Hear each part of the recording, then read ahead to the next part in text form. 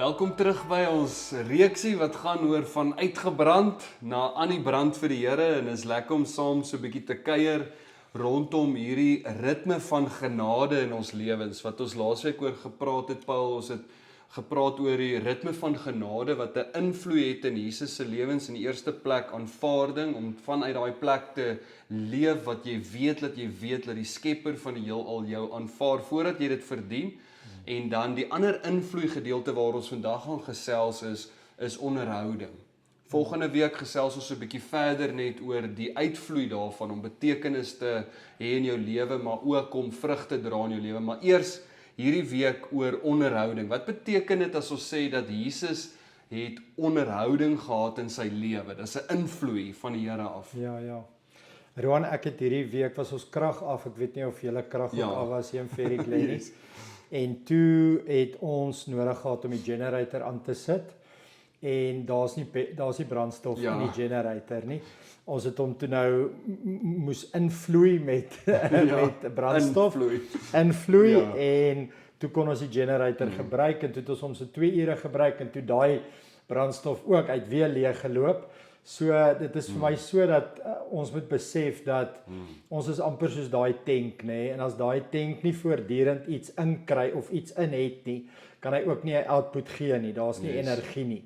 Daar's nie krag wat hy uitsit nie. En iets wat ek in Jesus se lewe sien is hy het daar was sekere ritmes, bewegings in sy lewe wat vir hom veroorsaak het dat hy aan die gang kon bly. Ja. En ek dink as daai goed nie in plek was nie, sou ons ook nie die preke en die wonderwerke en die stories gesien het wat ons lees in die Bybel nie. So daar's seker 'n klomp verskillende aksies waarmee hy homself volgehou het. Yes. Ek dink daar's so 5 wat ek en jy hierso neergeskryf het. Die eerste een is gebed en stilte. Dis seker die mees obvious ene.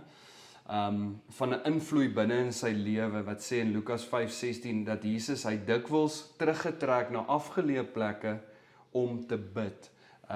So selfs die seun van die mens, God wat mens word, selfs hy het gesien dat dit nodig is om tyd te spandeer met die Here as iets wat hom onderhou. Ja. Ek dink nog iets wat ek nou net aan dink is byvoorbeeld sy nabye vriendskappe. Jesus het 'n uitgebreide vriendskapsgroep gehad, die 12, Yes. En dan het hy 3 mense binne in daai 12 gehad. Johannes, Petrus, Jakobus wat nader vriende was en hy vat hulle op 'n klomp plekke saam wat hy byvoorbeeld die ander nie na toe saam nooi nie. Ja. So hulle moes baie vreugde en krag in sy lewe gegee het en dan sien ons natuurlik ook vir Martha, Maria en Lazarus in sy lewe.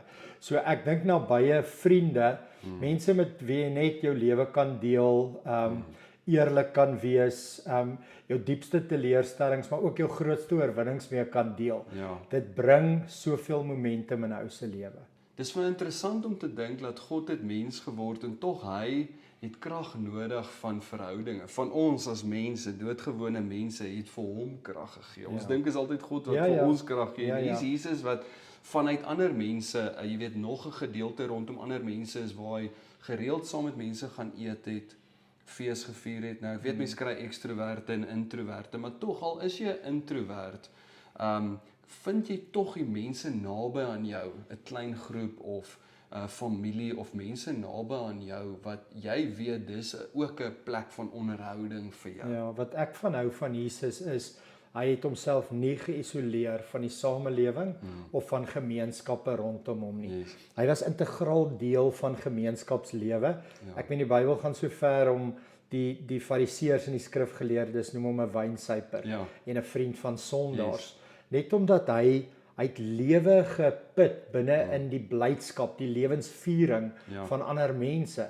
Selfs mense aan wie hy nie op 'n naambasis geken het nie, maar wat hy net mee in wisselwerking was en interaksie mee gehad het iets vir hom beteken. Ja, verseker, daar's dele waar Jesus onderhouding gevind het om na die sinagoge toe te gaan, om kerk toe te gaan. Ek dink deesdae is dit so maklik om jy weet by die huis te bly en 'n ding te kyk, maar ook om te besef dat daai samekoms van die gelowiges is ook 'n onderhouding vir my en jou. Ja.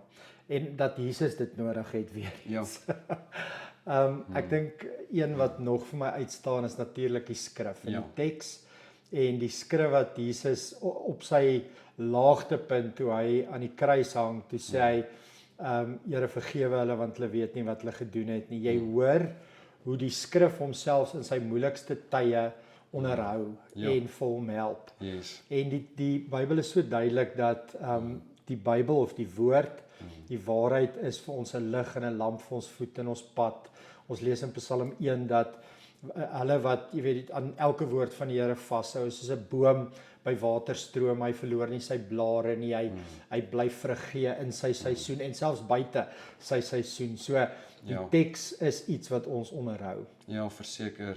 Aan die einde van ons tyd saam, ek dink as Jesus dit nodig gehad het om sekere ritmes te hê in sy lewe, om hom te onderhou, dan is dit baie duidelik hoekom ek so vinnig uitbrand, want ek het nie altyd al daai ritmes in my lewe daar nie, om seker te maak dat ek word geonderhou. Ja, dis seker hoekom die Here ons uitnooi en sê dat ek het julle bestem om gelykvormig te word aan my seun. Ja. Want as ons net soos die seun, jy weet, hierdie uitnodiging van die seun kan ontvang om te sê, maar leef in hierdie onderhouding. Yes. Dis die invloei, want daar's definitief 'n uitvloei wat kom. Ja. Kan ons saam bid? Yes, dankie Paul.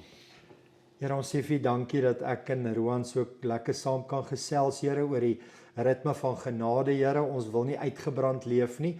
Ons wil aan die brand leef vir U en ek bid dat hierdie volgende gesprek wat mense ook gaan hê rondom hierdie, dat dit stigtend sal wees en dat mense mekaar sal bou in Jesus se naam. Amen. Amen. Dankie Paul. Sien Dankie, volgende Roan. week.